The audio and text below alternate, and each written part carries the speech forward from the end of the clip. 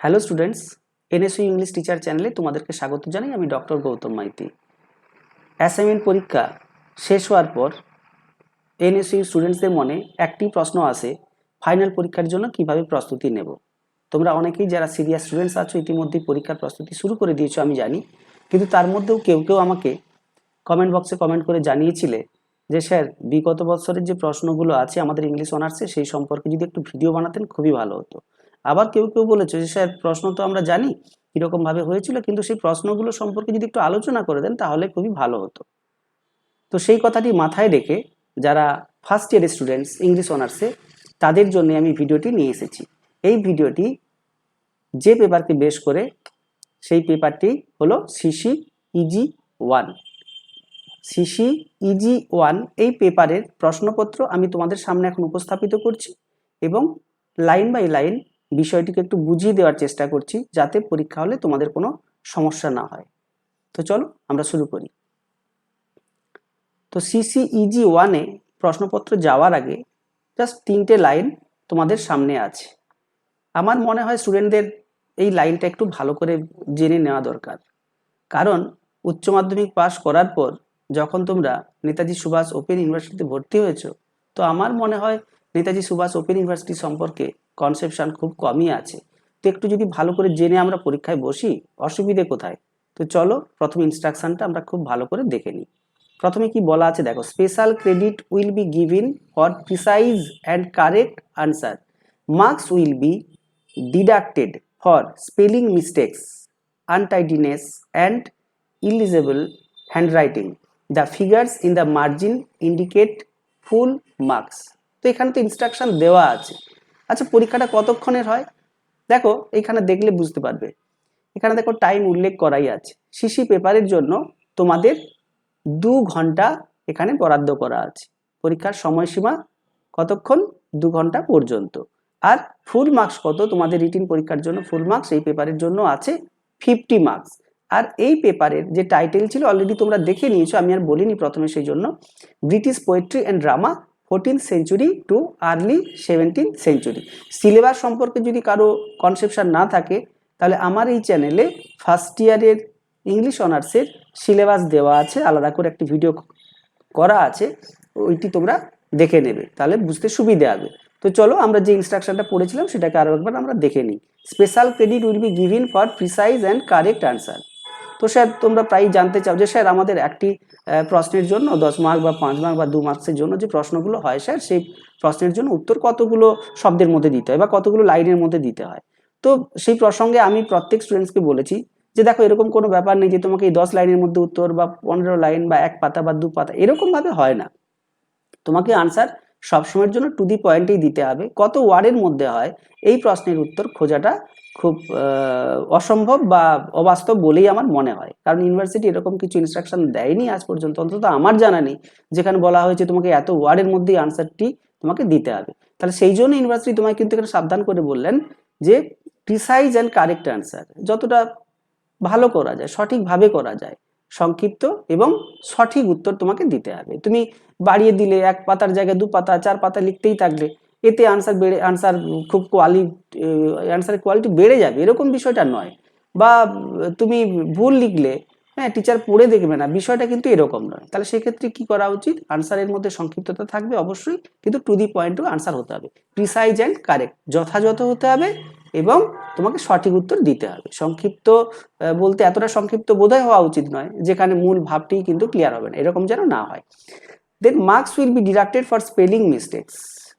Sir, খাতা বোধহয় ভালো করে দেখা হবে না, স্পেলিং মিস্টেক যাই খুশি লিখে দেবো, না এরকম বললে হয় না। কোনো পোয়েম বা পোয়েটের প্রসঙ্গে যখন উল্লেখ করতেই হয় কোনো আনসারের মধ্যে, দেখবে বেশ কয়েকবার 4 বার 5 বার হয়তো কোনো একটি বড় আনসারের মধ্যে, ব্রড আনসারের মধ্যে আমাদের সেই কবি বা কবিতার নামটি উল্লেখ করতে হয়। তো সেক্ষেত্রে আমি যদি স্পেলিং সম্পর্কে কনসেপশন আমার এরকম না থাকে, ওই কবির নাম কি সঠিক বা ওই কবিতার নামটি কি সঠিক, তাহলে কি হবে? ওখানেই কিন্তু বেশ কতগুলো ভুল হবে, আর তার জন্য টিচার কিন্তু মার্কস কাটবেন। এরপর কি বলছে দেখো, আনটাইডিনেস অ্যান্ড ইলিজিবল হ্যান্ডরাইটিং। অনেক সময় ইংলিশে আমি দেখেছি, বিশেষ করে ইংলিশের স্টুডেন্টসের উদ্দেশ্যে আমি বলছি, তো তোমরা কি করো যে অনেক সময় একটি স্পেলিং হয়তো মনে আসছে না, হ্যাঁ, ঠিকঠাক কি সঠিক উত্তর কি হবে মনে নেই। তো আমি কি করলাম, হাতের লেখাটাকে বাঁকাতে থাকলাম, তাই না, খুব জড়িয়ে দিলাম, একটু জড়িয়ে লিখলাম। আমি ধরে নিলাম যে টিচার এখানে পড়তে পারবে না, ধরে নেবেন যে তিনি সঠিক উত্তর স্টুডেন্ট এখানে দেওয়ার চেষ্টা করছেন না। বিষয়টা এত সোজা নয়। যিনি খাতা দেখবেন তিনি যথেষ্ট অভিজ্ঞ টিচার, এবং সেই জায়গা থেকে তিনি যখন জটিল জটিল হ্যান্ডরাইটিংগুলোকে তিনি বুঝতে পারেন, যার ভিত্তিতে তিনি খাতাটাকে ইভালুয়েট করেন, তো সেক্ষেত্রে এটুকু নিশ্চিত তোমরা থেকেই যাও যে এখানে কোনো জড়িয়ে লিখলে টিচার বোধহয় ভুলটাকে ভুল ধরতে পারবে না, এরকম নয়। টিচার যথেষ্ট ইন্টেলিজেন্স নিয়ে কিন্তু খাতাটা দেখবেন, এটা আমি মনে করি। আর তারপর বলা হচ্ছে যে the figures in the margin indicate full marks. তো কত মার্কসের পরীক্ষা হয়, তো সেগুলো তো এখানে পাশে বলাই থাকবে। তোমার এই প্রশ্নগুলোর পাশে দেখো দেওয়াই আছে, আমি একটা একটা করে দেখাচ্ছি। একদম সেকশন এ তে তোমাদের এখানে ইনস্ট্রাকশন বলা আছে, answer any two of the following questions. কি বলা হলো? Answer any two of the following questions. অর্থাৎ এখানে যতগুলো প্রশ্ন দেওয়া আছে, কতগুলো প্রশ্ন দেওয়া আছে দেখো, এখানে প্রশ্ন দেওয়া আছে তোমার চারখানা, এ বি সি ডি। এই চারটে প্রশ্নের মধ্যে তোমাকে দুটো আনসার কিন্তু দিতে হবে। তো দুটো আনসার দিতে হবে, দুটো আনসারের জন্য তোমার প্রশ্ন, দুটো আনসারের জন্য কত মার্কস এখানে থাকলো? 10 মার্ক করে, অর্থাৎ 10 ইন্টু 2 20 মার্কস এইখানে বরাদ্দ আছে তোমার জন্য। এইটিকে তোমরা লং বলতে পারো বা ব্রড বলতে পারো। 10 মার্কের সর্বোচ্চ প্রশ্ন তোমাদের হবে। তো এখানে দেখবে, how does Philip Sidney combine traditional and individual elements in his sonnet loving in truth. অনেকে বলো স্যার লাভিং ইন ট্রুথ থেকে প্রশ্ন এসেছে, আমি তো খুব সোজা মনে করেছি, আমি এটা লিখে দেবো সাবস্টেন্স। না, এরকম ভাবে হয় না। সাবস্টেন্স বা ক্রিটিক্যাল অ্যাপ্রিসিয়েশন এরকম টাইপের বোধহয় হওয়া উচিত বলে আমার অন্তত মনে হয় না। দেখো এখানে ক্লিয়ারলি এখানে বলাই আছে combine traditional and individual elements. তো ট্র্যাডিশনাল আর ইন্ডিভিজুয়াল এলিমেন্টস এই লাভিং ইন ট্রুথের মধ্যে কি আছে সেটা তোমাকে দেখাতে হবে, সেটা মাথায় রাখবে। বিতে যাচ্ছি, analyse John Donne's the good morrow as a metaphysical poem. তো জন ডানের মেটাফিজিক্যাল পোয়েম, এটাও কি সাবস্টেন্স? না, বেশিরভাগ স্টুডেন্টস তাই করো, সাবস্টেন্স লিখবে বা ক্রিটিক্যাল অ্যাপ্রিসিয়েশন লিখবে, এরকম হয় না।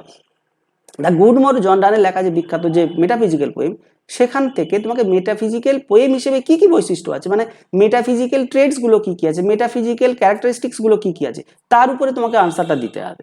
নেক্সট প্রশ্ন, what qualities of the Renaissance protagonist do you find in the character of Doctor Faustus. Doctor Faustus খুব বিখ্যাত একটি নাটক। তো সেখান থেকে তুমি প্রোটাগনিস্ট যে ডক্টর ফস্টাস, ওই টাইটেল ক্যারেক্টার ডক্টর ফস্টাসই এখানে নায়ক, প্রোটাগনিস্ট বা হিরো আমরা বলতে পারি। কিন্তু ডক্টর ফস্টাসের চরিত্র তুমি লিখলে, একই স্টুডেন্ট লিখেছে চরিত্র সম্পর্কে, ঠিকই আছে, ভুল কিছুই নেই। কিন্তু ওই জায়গাতে একজন স্টুডেন্ট যদি লেখে রেনেসাঁ প্রোটাগনিস্ট হিসেবে, দ্যাট মিনস রেনেসাঁ ফিচার্স বা ক্যারেক্টারিস্টিক্স তার মধ্যে কি আছে, সে কিন্তু অনেক ভালো উত্তর হলো। তো যদি দুটো আনসার প্যারালালি টিচার রাখেন, কাকে ভালো উত্তর দেবেন? রেনেসাঁ প্রোটাগনিস্ট হিসেবে। তার মানে তুমি তার ক্যারেক্টার সম্পর্কে লিখলে টিচার ভুল দেবেন, মানে ভুল হিসেবে ট্রিট করবেন না বা কেটে দেবেন না। কিন্তু এইটি কিন্তু টু দি পয়েন্ট আনসার হলো না, যেটা কিন্তু তোমাকে ইনস্ট্রাকশনে বলাই আছে। তো রেনেসাঁ প্রোটাগনিস্ট হিসেবে তাকে কিরকম ভাবে তুমি অ্যানালাইজ করছো, তার সম্পর্কে কি জানো, সেটাকে মাথায় রেখে তোমাকে দেখাতে হবে। তো তারপরে দেখো, so how the banquet scene becomes the high point in the tragedy of Macbeth, you are advise to use textual references in support your answer. তো এক্ষেত্রে দেখো, ব্যাঙ্কোয়েট সিনের যখন প্রসঙ্গ এলো, আমি বলি ম্যাকবেথের মধ্যে স্টুডেন্টসরা প্রায় দুটো জিনিসকে গুলিয়ে দেয়। সেই দুটো জিনিস কি কি? একটা হচ্ছে ব্যাঙ্কোয়েট সিন, আর একটা হচ্ছে ক্যারেক্টার অফ ব্যাঙ্কো। তো ক্যারেক্টার অফ ব্যাঙ্কো মানে একটা পার্টিকুলার ক্যারেক্টার, ম্যাকবেথ আছে যেমন, সেরকম ভাবে ব্যাঙ্কো একটা ক্যারেক্টার। আর ব্যাঙ্কোয়েট সিন মানে পার্টিকুলার সিন। এখানে অনেকগুলো সিন আছে, দেখবি সিন ইম্পর্টেন্স আছে, এখানে আমরা দেখবো ওপেনিং সিন আছে, পোটার সিন আছে, হ্যাঁ। তো এরকম ভাবে একটি সিন, অ্যানাদার সিন আছে ব্যাঙ্কোয়েট সিন। তো প্রায় স্টুডেন্ট কি করে, যারা ঠিকঠাক করে এই সম্পর্কে কনসেপশনটা ভালো নেই, তারা ব্যাঙ্কোয়েট সিন আসলো লিখে দিল ব্যাঙ্কোর ক্যারেক্টার, আবার ব্যাঙ্কোর ক্যারেক্টার এলো লিখে দিল ব্যাঙ্কোয়েট সিন। পরেই আবার সেই স্টুডেন্টস দেখছে পরে যে স্যার আমার আনসার তো ঠিকই ছিল, আমি তো ঠিকই লিখেছিলাম, আমার স্যার মার্কস কেন কমে গেল? তো সেক্ষেত্রে সে কিন্তু খুব পাজেল থাকে। কিন্তু আমি বলি এই দুটো জিনিসকে একদম গুলিয়ে ফেলবে না, mind it please. Banquet scene আর ব্যাঙ্কো ক্যারেক্টার কিন্তু এক নয়, দুটো টোটালি আলাদা। ব্যাঙ্কোয়েট সিন আর ব্যাঙ্কো টোটালি আলাদা, এটাকে অবশ্যই মাথায় রাখবে। এরপর আমরা যাব সেকশন বি তে।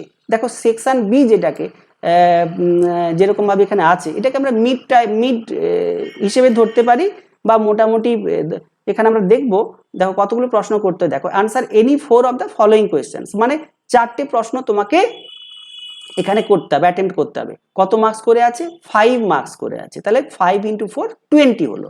তো কারো মনে হতেই পারে যে স্যার এখানে তো অপশন অনেকগুলো আছে, 4খানা প্রশ্ন করতে, ও তাহলে তো খুবই সোজা বোধহয় বিষয়টা। কিন্তু আমি বলবো দেখো এতটা সোজা নয়। কেন? তুমি যেটাকেই পড়ে এসেছো তুমি ওটাকেই পড়ে আসবে, 8 বা 10 খানা প্রশ্ন এখানে পড়ে আসলে আর যা পড়ে এসেছো সেটাকেই ওখানে লিখে দেবে, এরকম ভাবে তো হয় না। সেই জন্য প্রশ্নটাকে ভালো করে পড়বে। তোমরা বেশিরভাগ স্টুডেন্টসই ভালো করে পড়াশোনা করেছো আমি জানি, কিন্তু যে প্রশ্নটি সব থেকে সোজা মনে হবে সেই বা যেই প্রশ্নটি তোমার সব থেকে ভালোভাবে প্রিপেয়ার করেছো আনসার দেওয়ার জন্য, সেই প্রশ্নটিকে তুমি অ্যাটেম্প্ট করবে। নাহলে প্রথমে যা পেলে সেটাকেই লিখতে হবে এরকম কিন্তু কোনো ব্যাপার নেই। In what ways has Latin influenced English grammar and syntax? দেখো এটা ফিলোলজি পোর্শন থেকে দেওয়া হয়েছে। ওখানে যে বিভিন্ন রকম ইনফ্লুয়েন্স গুলো আছে দেখবে, স্ক্যান্ডিনেভিয়ান, ল্যাটিন, ফ্রেঞ্চ আছে না, তো তার মধ্যে থেকে একটা ইনফ্লুয়েন্স। এখান থেকে Latin influence, what is Latin influence বা what is the features of Latin influence বা how did Latin influence English grammar, English language, এরকম ভাবে বোধহয় উত্তরটা বোধহয় দিলে হবে না। এখানে প্রশ্নটা ভালো করে পড়ে দেবে, গ্রামার আর সিনট্যাক্স কে কিভাবে প্রভাবিত করেছে ল্যাটিন। তো ল্যাটিন ল্যাঙ্গুয়েজটি অনেক রকম ভাবে প্রভাবিত করেছে, কিন্তু পার্টিকুলার গ্রামার আর সিনট্যাক্সের কে কিরকম ভাবে প্রভাবিত করেছে সেটিই কিন্তু উত্তরটিকে দেবে। Next B, show with textual reference and analysis how Chaucer uses irony and humour in portraying the wife of Bath. তো ওয়াইফ অফ বাথ এটি একটি টেক্সট, ঠিক আছে, চসারের লেখা। Prologue to the Canterbury Tales আছে আমাদের সিলেবাসের মধ্যে, তো তার মধ্যে পার্টিকুলার একটি ক্যারেক্টার ওয়াইফ অফ বাথ এর সম্পর্কে যখন ওখানে আলোচনা করা হয়েছে, সেই চরিত্রকে দিলে কিন্তু হবে না। ওই চরিত্র সম্পর্কে তুমি যা জানো লেখো, তুমি পড়ে এসেছো, হ্যাঁ, describe the character of wife of Bath, তুমি পড়ে এসেছো, এটা লিখে দিয়েছো, এটা কিন্তু হবে না। তো ক্যারেক্টারকে বলতে, ক্যারেক্টার সম্পর্কে জানতে চাওয়া হচ্ছে, কিন্তু ক্যারেক্টারের মধ্যে বলা হচ্ছে Chaucer uses irony and humour. তো ওই চরিত্রের মধ্যে হিউমার আর আইরনি কিরকম ভাবে দেখানো হয়েছে বা চসার দেখিয়েছেন সেটাকে ফোকাস করতে হবে, না হলে কিন্তু আনসার কিন্তু টু দি পয়েন্ট হবে না। Next, how does the interlude mark a transition from middle English religious drama to the secular drama to the Renaissance? তো এইটি অবশ্যই history of English literature portion থেকে নেওয়া হয়েছে, তোমরা একটু দেখবে ভালো করে। এই ধরনের প্রশ্নের যে উত্তরগুলো দেওয়াটা একটু কঠিন হয়, কারণ এখানে তো কোনো এমনি সামারি বা ওই রকম গল্প এমনি বা পোয়েম যেরকম ভাবে আমরা পড়ি সেরকম না, এখানে তথ্য ভিত্তিক উত্তর এখানে দিতে হবে। তো এটিকে যখন পড়বে তোমরা একটু লিখে লিখে প্র্যাকটিস করতে থাকবে। নেক্সট প্রশ্ন দেখো, what was the impact of the Renaissance and the reformation on the culture of England? তো রেনেসা রিফরমেশন থেকে সাধারণত সেপারেটলি প্রশ্ন দেওয়া হয়, কিন্তু গত বছর আমরা দেখছি যে প্রশ্ন হয়েছে সেখানে রেনেসা রিফরমেশন কে দুটোকে মিক্সড করে কম্বাইন্ড করে কিন্তু প্রশ্নটা দেওয়া হয়েছে। তো সেক্ষেত্রে দুটোকে মিক্স করে দেবে, আনসার যাতে খুব বড় না হয় সেটাকেও খেয়াল রাখবে, কারণ প্রশ্ন এখানে কত মার্কসের জন্য দেওয়া আছে, 5 মার্কসের জন্য দেওয়া আছে। রেনেসা আর রিফরমেশন দুটো কম্বাইন্ড করে কিন্তু দিতে হবে। নেক্সট প্রশ্নে আমরা যাব, on what grounds does Shakespeare in sonnet 18 compare the subject of the poem with a summer's day? তো শেক্সপিয়ারের যে পোয়েম আমাদের সিলেবাসের মধ্যে আছে তার মধ্যে সনেট নাম্বার 18, খেয়াল রাখবে অনেকে সনেটগুলো সম্পর্কে যখন তোমরা কোনো প্রশ্ন উত্তরগুলো পড়ো সেখানে কোনো কোনো সময় তোমরা সনেটের নাম্বার জানো, সনেটের টাইটেলটা জানো না। তো এই সম্পর্কে বলে রাখি, এই সমস্ত সনেটগুলোর যে প্রথম লাইন, সেই সনেটের প্রথম লাইনটি হলো ওই সনেটের টাইটেল, এরকম ভাবে ধরে নেওয়া হয়। তো সেক্ষেত্রে সনেট নাম্বার কত আর টাইটেলটি কি আছে সেটাকে মাথায় রাখবে। অনেক সময় পরীক্ষাতে প্রশ্ন পড়লো, ওই প্রথম লাইনটি তুলে দিয়ে বললো ওই সনেট সম্পর্কে উত্তরটি দাও, কিছু প্রশ্ন দেওয়া থাকলো, তো তুমি তো ওই লাইনটি পড়ে আসোনি বা প্রথম লাইনটিই তুমি জানো না, তুমি নাম্বার দেখে এসেছো, তো কনফিউজড হবে। তাহলে আমি বলবো সনেট নাম্বারটি জানবে, উইলিয়াম শেক্সপিয়ার যখন সনেটগুলো পড়ছো, আর তার সঙ্গে সঙ্গে তুমি জেনে নেবে ওই টাইটেলটি কি আছে, মানে প্রথম লাইনটি, বিগিনিং লাইনটি কি আছে। নেক্সট দেখো, examine George Herbert's Virtue as a specimen of devotional poetry. তো জর্জ হার্বার্টের যে পোয়েট্রি আছে সেটা ডেভোশনাল পোয়েট্রি হিসেবে কতখানি যথাযথ হচ্ছে সেই সম্পর্কে তোমাকে উত্তর দিতে হবে। তার মানে এর মধ্যে ডেভোশনাল কোয়ালিটি কি আছে তোমাকে দেখাতে হবে, শুধু সামার লিখলে হবে না, সেটাকে একটু মাথায় রাখবে। Next, critically comment on Marlowe's representation of the irony of kingship with reference to the abdication scene in Edward II। তো এডওয়ার্ড সেকেন্ড বিখ্যাত একটি ট্র্যাজেডি, মার্লোর লেখা। তো এখানেও একই রকম উইলিয়াম শেক্সপিয়ারের ওই ম্যাকবেথের মতো অনেকগুলো সিন ইম্পর্টেন্ট, তার মধ্যে আলাদা একটি সিন হচ্ছে কি অ্যাবডিকশন সিন। তো এই অ্যাবডিকশন সিনটি কি তোমাকে একটু বলতে হবে, তারপরে বলার পর এর গুরুত্ব কতখানি আছে, হ্যাঁ। তো যেখানে ওই যে বলা আছে দেখবে রিপ্রেজেন্টেশন অফ দ্য, এখানে বলা আছে না representation of the irony of kingship, এই বিষয়টিকে মাথায় রেখে তোমাকে উত্তরটি দিতে হবে। এরপরে দেখো, analyse the role of Banquo in Macbeth. তাহলে ম্যাকবেথের মধ্যে যে ব্যাংকো ক্যারেক্টার আছে সেই সম্পর্কে লিখতে হবে। তাহলে one again I repeat, Banquo আর ব্যাংকোয়েট কিন্তু আলাদা, দুটোকে খেয়াল রাখবে, দুটো এক নয়। এরপরে যাব আমরা সেকশন সি পোর্শনে, যেখানে আমরা দেখছি এখানে 2 মার্কের প্রশ্ন তোমাকে অ্যাটেম্প্ট করতে হবে, আর প্রশ্ন কতগুলো থাকবে? 5খানা প্রশ্ন তোমায় করতে হবে অ্যাকচুয়ালি, ঠিক আছে? তো 2 × 5 5খানা প্রশ্ন তোমায় করতে হবে, 2 মার্কসের প্রশ্ন, সব 10 মার্ক টোটাল আছে। তো এখানেও দেখবে তুমি অপশন পাবে, what does Thomas Wyatt mean by baited hooks. What does Thomas Wyatt mean by baited hooks. Thomas ওয়াটের যে পোয়েম আমাদের সিলেবাসে আছে, তো সেখানে থেকে একটি ফ্রেজ একটি তুলে দিয়েছে, দেখবে পুরো লাইনও কিন্তু তোলা নেই, দুটো ওয়ার্ড তুলে দিয়েছে। তো সেই ফ্রেজ থেকেই তোমাকে উত্তরটি করতে হচ্ছে। তো প্রিসাইজ করে উত্তরটি দেবে, কিন্তু সঠিক উত্তর যেন হয় বেইটেড হুকসের মানেটি। এরপর mention any 2 images used in Shakespeare sonnet 73 that employ explain which time of year he is referring to. তো পার্টিকুলার শেক্সপিয়ারের যে সনেট নাম্বার 73 আছে, ওখানে কোন একটি ইয়ারের কথা উল্লেখ করা হয়েছে, সেই ইয়ারটি কি ছিল? Mention any 2 images used in Shakespeare sonnet that employ explain which time of year he is referring to. তো আচ্ছা, এর সঙ্গে এটাও বলা আছে, দেখবে ওখানে দুটো ইমেজের কথাও বলা আছে। হ্যাঁ, মেনশন এনি 2 ইমেজেস, দুটো ইমেজকে দেখাতে হবে। তো আমার একটু অন্যরকম বলা হচ্ছিল প্রথমে, দেখো mention any 2 images used in Shakespeare sonnet 73। তো সনেট নাম্বার 73-তে যে দুটো ইমেজ দেখিয়েছে, যেটা কিন্তু ওই ইয়ার রিলেটেড, তাই না? সেই টাইম অফ ইয়ার এই রিলেটেড দুটো ইমেজ কি আছে, সেটার উপরে তোমায় কিন্তু উত্তরটি দিতে হবে। এর পরের প্রশ্ন, briefly explain Andrew Marvell's phrase vegetable love in to his coy mistress. তো এই টু হিজ কয় মিস্ট্রিসে দেখবে তোমরা 3খানা পার্ট আছে, ঠিক আছে? 3খানা পার্টের মধ্য থেকে একটি পার্টে ভেজিটেবল লাভ সম্পর্কে কনসেপশন দেওয়া আছে, প্লেটোনিক কনসেপশন বা প্লেটোনিক লাভ যেটাকে আমরা বলছি, এই সম্পর্কে উত্তর দেবে। ওই প্যারাটির সাবস্টেন্স কিন্তু নয়, ভেজিটেবল লাভ বা প্লেটোনিক কনসেপশনটি কি সেটাই তোমাকে ওখানে দেখাতে হবে। এর নেক্সট প্রশ্ন, what is the role of younger Mortimer in Edward second. Younger Mortimer একটি গুরুত্বপূর্ণ ক্যারেক্টার এডওয়ার্ড সেকেন্ডে, তোমরা জানো এডওয়ার্ড সেকেন্ডের কে বিরুদ্ধে বিদ্রোহ করার পেছনে বা তার এগেনস্ট পার্টিতে যারা ছিলেন তাদের মধ্যে ইয়াঙ্গার মর্টিমার খুবই গুরুত্বপূর্ণ একটি ক্যারেক্টার। তার ভূমিকা কি ছিল এই নাটকের মধ্যে সেটা তোমাকে দেখাতে হবে। Next, explain Marlowe's comparison of Faustus with Icarus in the prologue to Doctor Faustus. Doctor Faustus থেকে এই প্রশ্নটি দেওয়া আছে। এরপর in Macbeth who kills Duncan and how. তো এটা তো খুবই সহজ প্রশ্ন, যারা এইচএস এই বছর মানে লাস্ট ইয়ার পাস করে তোমরা এখানে ভর্তি হয়েছো, ইংলিশ অনার্সে ভর্তি হয়েছো, তারা তো এটা সকলে উত্তরটি জানো, এটা বেসিক প্রশ্ন। ম্যাকবেথ নাটকে ডানকানকে কে কেমন ভাবে হত্যা করেছিল, উত্তর দিতে হবে। What are Shakespeare's sources for the play As You Like It. তো ম্যাকবেথের নাটকের যেরকম সোর্স আছে অ্যাজ ইউ লাইক ইট, একই রকম ভাবে শেক্সপিয়ারের লেখা এই নাটকের একটি সোর্স আছে। তো সেই সোর্সটি কি? তো একটি সোর্স বলাটা ভুল, একাধিক সোর্স আছে। তো সেই সোর্সগুলো কি কি তোমাকে দেখাতে হবে, ঠিক আছে? তো তারপরে এসো নেক্সট প্রশ্ন, H explain the line the more pity that fools may not speak wisely what wise men do foolishly. তো এখানে যে লাইনটি তুলে দেওয়া হয়েছে, দেখবে এই লাইনটি তোমাকে তো এক্সপ্লেন করতে বলা হয়েছে, কিন্তু যতই এক্সপ্লেন করতে বলুক আমি বলবো প্রথমে তুমি এই লাইনটি কোথা থেকে নেওয়া হয়েছে, কার লেখা, সেই নাটকের নামটি তোমরা বলো। তো আমি জানতে চাইছি এটি কোন নাটক থেকে নেওয়া হয়েছে। এখানে কিন্তু কোথাও বলা নেই যে নাটক থেকে নেওয়া হয়েছে, কিন্তু আমি বললাম এটি নাটক থেকেই নেওয়া হয়েছে। তো সেই নাটকের নাম কি, কে লিখেছে সেই নাটকটি, তার নামটি অবশ্যই তোমরা প্রশ্নে উত্তর লেখার সময় প্রথম উল্লেখ করবে, তারপর এইটিকে আলোচনা করবে, ভালো হবে। নেক্সট প্রশ্ন দেখো, what do you know about the first permanent theatre house in England. তো প্রথম যে পার্মানেন্ট যে থিয়েটার হাউস ইংল্যান্ডে, তার সম্পর্কে তুমি কি জানো, কয়েকটি বাক্যে তোমাকে উত্তরটি দিতে হবে। আর এরপর, why did theatres in England close down in 1642।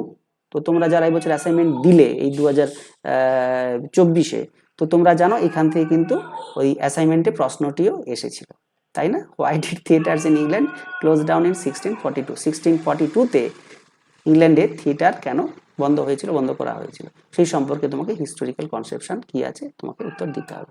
তো মোটামুটি আমরা এখানে প্রশ্নের আলোচনা শেষ করলাম। তো এরকম আরো গুরুত্বপূর্ণ ভিডিও বা অন্যান্য কোনো প্রশ্নগুলো সম্পর্কে, প্রিভিয়াস ইয়ার সম্পর্কে যদি আলোচনা শুনতে চাও বা জানতে চাও, তাহলে আমাকে তোমরা কমেন্ট বক্সে কমেন্ট করে জানাবে।